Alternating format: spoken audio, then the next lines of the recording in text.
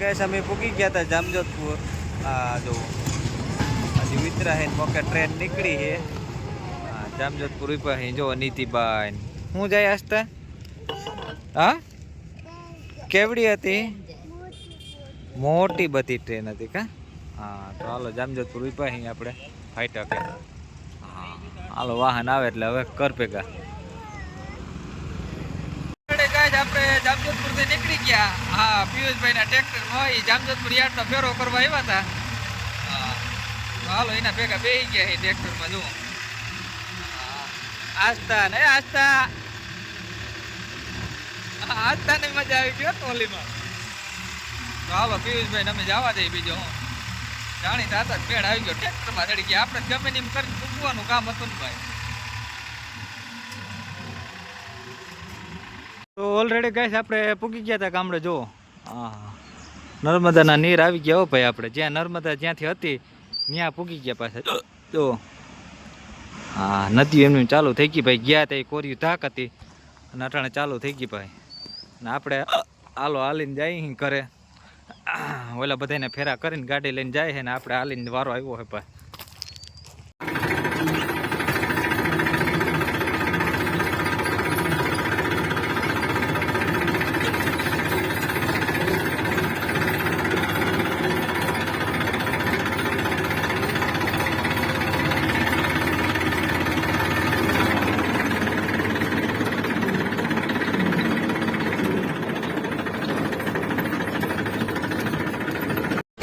આપણે જો ઘરે પૂકી ગયા ઓલરેડી અને સીધા વાવેતરમાં જ વારો આવી ગયો ભાઈ. જુઓ આપણા વાળું ટ્રેક્ટર રાણાભાઈ લઈ ગયા પંચે આંકવા. એટલે આજ જો આપણે આવ્યું છે હાથમાં 45. હા મોજા હાલો તો આપણે 45 વાવેતર કરવા જઈએ. વાવેતર કરવાનું પાછી સીઝન આવી ઓકે વાવેતર. હાલો વાવેતર આપણે કરતા ત્યાંથી આગળ આવતા આપણે હવે હે રબારિકા ગામ. જુઓ રબારિકા ગામમાં પણ નર્મદાનું પાણી આવી ગયું છે ઓલરેડી. હા મોટા વડિયા, રબારિકા, સોનવડિયા, વેરાળ, કૃષ્ણગઢ એટલા ગામમાં આ પાણી લાગે છે બાલનું. એક અટાણે ના સુમાહું હોય એવું લાગે. આની દયા હે આપણે પાણી. પાણી હે તો બધું હે ભાઈ. પાણી હે તો સબ કુછ હે. થોડું હિન્દી આવડી ગયું આપણે. હમણાં ભરૂચ રહ્યા ને હવા લાગી ગઈ ભાઈ. આગળ આવતા જુઓ આ રબારિકાનો વાલ હે. આ વાલ નથી મેન ખોલ્યો. આ વાલ ખોલે ને તો ઉકા બોલાવી દે ભાઈ. પાણી એવું આવે પણ આ વખતે આ વાલ નથી ખોલ્યો. એક જ વાલ ખોલ્યો હે.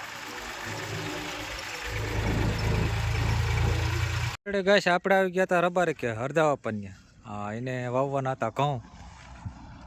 હા ડુંગળી ધાણા ને એ તો બધું ધરું કરી લીધું. કે હવે ઘઉં વાવી દે તો ખાવામાં ઘટે નહીં ને. ઘરના ઘઉં ને થોડા પૂગે કાવીજી ભાઈ.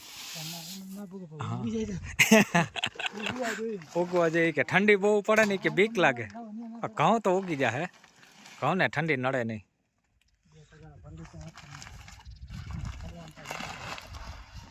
તો જો આમાં હે ઘઉં વાવવાના. પડું તો વહેલું તૈયાર થઈ ગયું હતું પણ પરિયાણમાં આવેલું જતું હતું. વાવીક ના વાવી.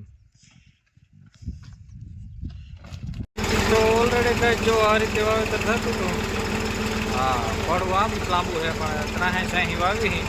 કેમ કે પાણી ભરત થઈને હાલે તો ફાયદો રહે ટૂંકમાં. હા જો આ રીતે છે. વચ્ચેથી મૂકવું ને આપણે.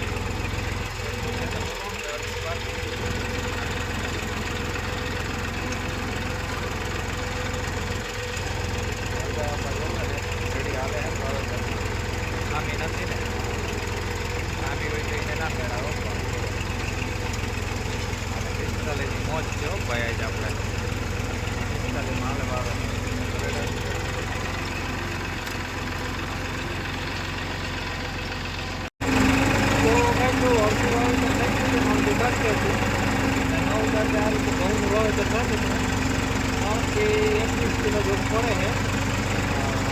દેખાય કે બોલાય ગોલાઈ પડી નથી પણ ગોલાઈ પડી છે.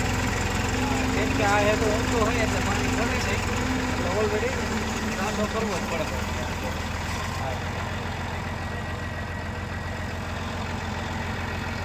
આપણે અડધા આપવાનું પૂરું કરી અને હવે જવાનું હતું આપણે અર્જનભાઈ ત્યાં એને ઘઉં પાણી ભરાઈ ગયું. હવે પાણી ઘટે છે. એ ઘઉંનું વાવેતર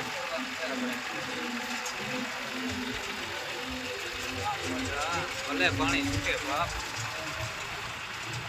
તો ગાઈસ જુઓ જે આ પાણી છે એ મેન આવે છે આપણે આગળ જો ઓલો પવનચક્કીનો થાંભલો છે ત્યાંથી વાલ છે ત્યાંથી 50% પાણી આપણે મોટાવડિયા ગામમાં આવે અને 50% પાણી રબારિકા ગામમાં જાય છે. જો 50%માં એટલી આવક છે તો વિચાર કરો જી ભાઈ બધી થઈને પાણીની આવક કેવી હશે. એમાં કંઈ ઘટે જ નહીં. પાણી ઘટનું દોરું થોડું થોડું દેખાય છે. ટ્રેક્ટર નીકળી જાય શું છે જોવું જો હપા જો કેટલી જ આવક છે. હજી તો 50% જ થયો ભાઈ. 50% પાણીમાં એટલી આવક છે. બધું પાણી થઈને કેટલું આવશે જો નદી ફૂલ. તો ઓલરેડી ગઈ આપણે પૂગી ગયા હતા પાછા બીજી જગ્યાએ ઘઉં વાવવા. હા હાલો હા નર્મદાનું પાણી છૂટ્યું એટલે પાછા વાવેતર થોડા થોડા ચાલુ થઈ ગયા. ખેડૂતને હક થાય નહીં. જો એટલી જગ્યા હતી કે આમાંય ઘઉં વાવી દઈ ખાવા તો થાય નહીં કે બાકીના બધા છીણા છે અને આ જગ્યા છે કે એમાં ઘઉં વાવી દઈ ખાવા થાય બીજું. તો હાલો વાવેતર કરી દઈએ આપણે. ઘરના ઘઉંને થોડા પૂગે ભાઈ એ કંઈ પૂગે. હા અને નદી અહીંયા ડેમ પાસે પીરો ભાઈ એમાં કંઈ ઘટે જ નહીં. તો ઓલરેડી કાંઈ જો આ રીતે વાવેતર થતું હતું કમ્પ્લીટ. હા એમાં કંઈ ઘટે જ નહીં. ઘટે કાંઈ ના ઘટે. આપણે 45 હોય કે 41 હોય કે ગમે હોય ને વાવેતરમાં તો હળે રાટી બોલતી જાય. વીડિયા માટે ધીરી આખી ને આપણે આ રીતે જો તળાવ ભર્યું છે ફોલ. હા તળાવની કાંઠે વાળી હોય તો કાંઈ ઘટે જ નહીં ભાઈ.